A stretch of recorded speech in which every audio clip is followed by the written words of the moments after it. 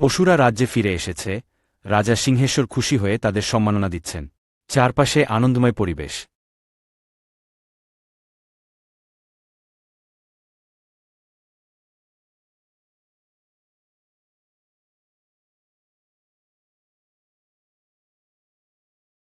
ভেতরে এক বিশাল গুপ্তধনের কক্ষ উজ্জ্বল হয়ে আছে।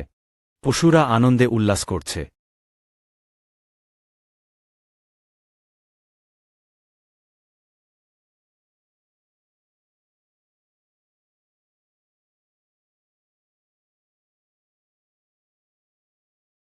তারা এক পুরনো মন্দিরের ধ্বংসাবশেষে পৌঁছায়। দরজার সামনে লিপি খোদাই করা রয়েছে। গজরাজ, বানর মিঠু ও হরিণ ঝিনুক একসঙ্গে দরজা খোলার চেষ্টা করছে।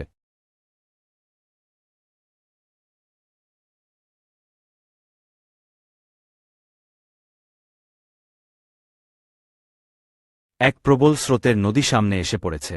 বানর মিঠু দড়ির মতো লতা বেঁধে দিচ্ছে, আর পশুরা একে একে পার হচ্ছে। তোতা টুনটুনি উপর থেকে দিকনির্দেশ দিচ্ছে।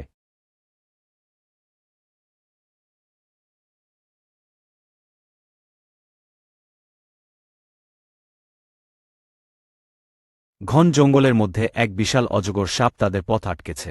গজরাজ শান্তভাবে তার সঙ্গে কথা বলছে, অন্য পশুরা সতর্ক অবস্থানে দাঁড়িয়ে আছে।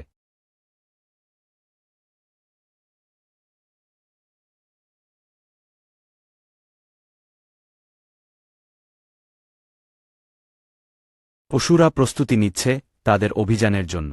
বানর মিঠু গাছে দড়ি বাঁধছে, গজরাজ তার শক্তিশালী সুর উঁচু করছে, হরিণ ঝিনুক সাবধানে চারপাশ দেখছে, আর তোতা টুনটুনি উপরে উড়ে দিকনির্দেশ করছে।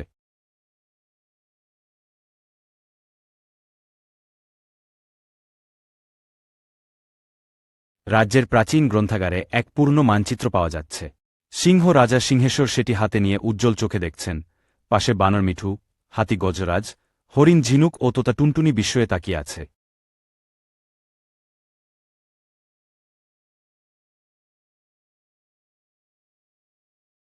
গভীর জঙ্গলের প্রাণবন্ত দৃশ্য, যেখানে পশুরা মিলেমিশে বসবাস করছে।